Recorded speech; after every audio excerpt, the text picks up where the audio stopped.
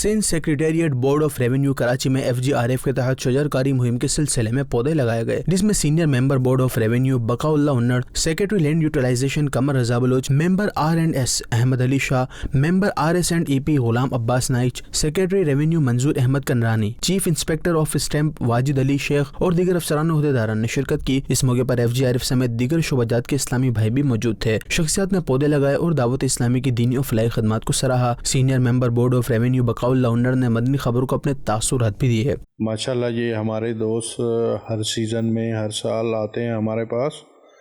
تو tree plantation کو encourage کرنے کے لیے اس کو ہم تقریب رکھتے ہیں، اور یہ میسیج ہمارا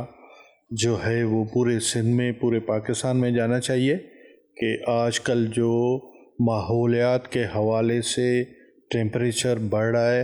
اور 50 اور 53 پہ ہم جا رہے ہیں، اس کو روکنے کے لیے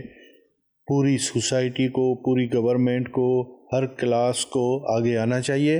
اور یہ پودے لگائیں تاکہ اس میں کمی آئے ٹیمپریچر